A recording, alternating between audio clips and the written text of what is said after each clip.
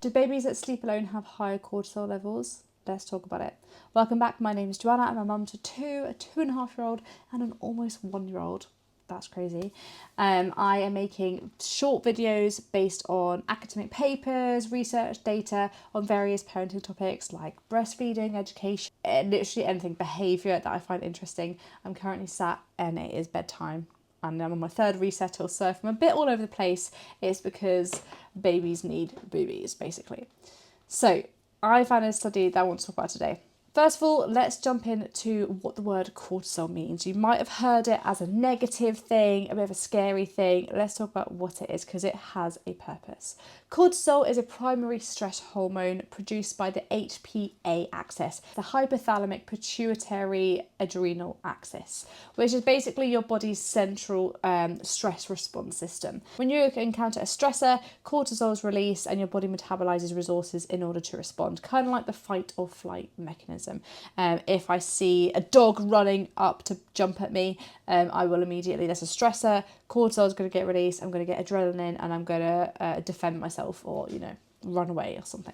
The issue is not cortisol itself, it's whether the stress response system is adapted and appropriately calibrated. A well-regulated HPA axis fires in response to genuine threats and returns to baseline. An oversensitized one stays activated for too long or fires at things that it shouldn't be firing at and thinks that things are significant when they're not really. The critical point about infants. Babies are not born with a fully calibrated stress response system. The HPA axis is immature at birth and is shaped by early experience. And crucially, infants cannot externally co-regulate to manage stress in the early months on their own. They cannot do it independently. The prefrontal cortex, which is the thing that handles top-down emotional regulation, is basically offline in infants. It doesn't really work. They have to borrow our brains. They regulate through their caregivers.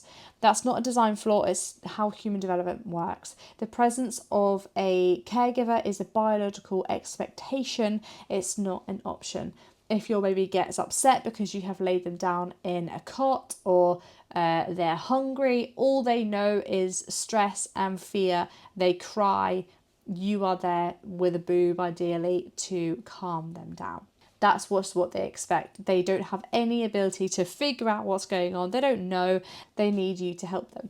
So let's jump into the study. So researchers in the Netherlands published in the Journal of Psychoneuroendocrinology, there we go, published in 2012, so a few years ago, followed 163 mothers and babies from birth through the first 7 weeks of life. They tracked sleeping arrangements using daily diaries, dividing babies into 3 groups, separate rooms, same room, own sleep space, and a parent's bed. And at 5 to 6 weeks old, they measured the cortisol responses to 2 stressors, a bathing session, so giving them a clean, which is a mild everyday stressor that everybody will be experiencing, and also a vaccination, which is much more acute, much more intense. The hypothesis was that co-sleeping provides ongoing external stress regulation overnight, so the presence of a regulated adult nervous system buffers the infants. If true, babies who co-slept should have lower stress reactivity during the day because their HPA axis has been calibrated in a lower stress environment overnight. And that is broadly what they found. Babies who slept alone showed significantly higher cortisol reactivity to a bath, which is an everyday mild stressor, compared to those who co-slept. Notably, this effect was not found for the vaccination, so the researchers interpreted this as suggesting that co-sleeping specifically buffers the lower level daily stress responses rather than suppressing stress reactivity across the board. I mean, when you see a baby get their jabs, their vaccinations for the first time, it's sore. I do get why they're gonna cry and be pretty stressed out either way. But that is quite a precise finding, and it maps onto the co-regulation theory quite well.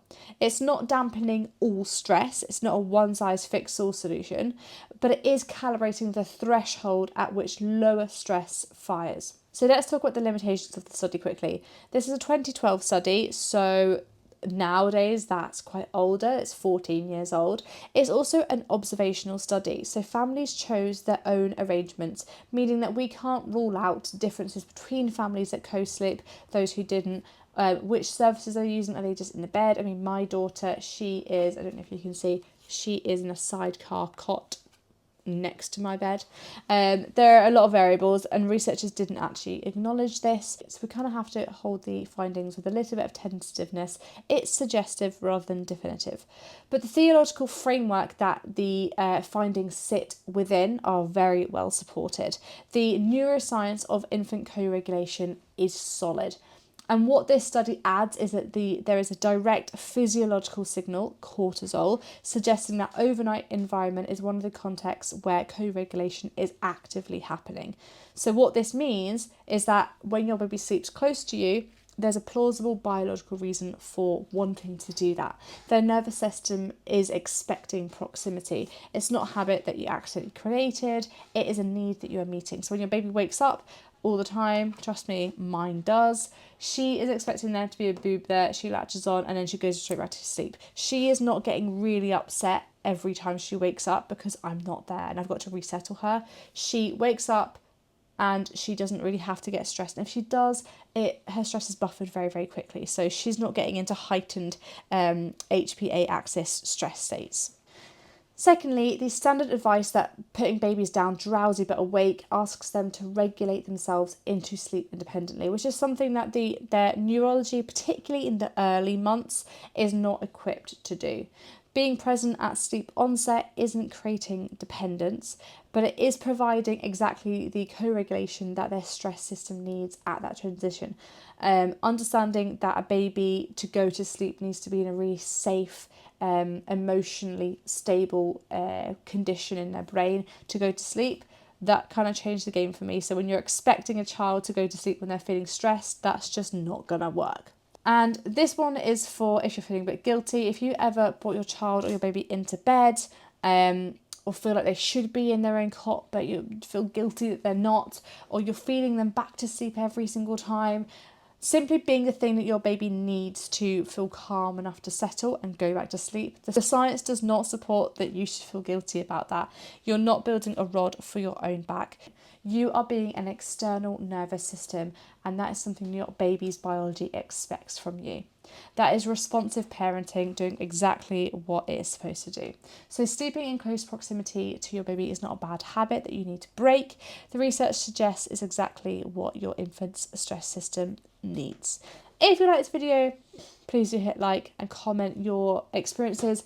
Have you been co-sleeping? How have you found it? Personally, I've co-slept with my second baby from day one, and nights are so much easier for everyone. There are no tears. I get sleep, she gets sleep. She might be in my bed for a long time, but listen, I'm getting sleep, so what do I care? If you relate to that, please let me know in the comments, and I'll see you for another video. I'll see you later.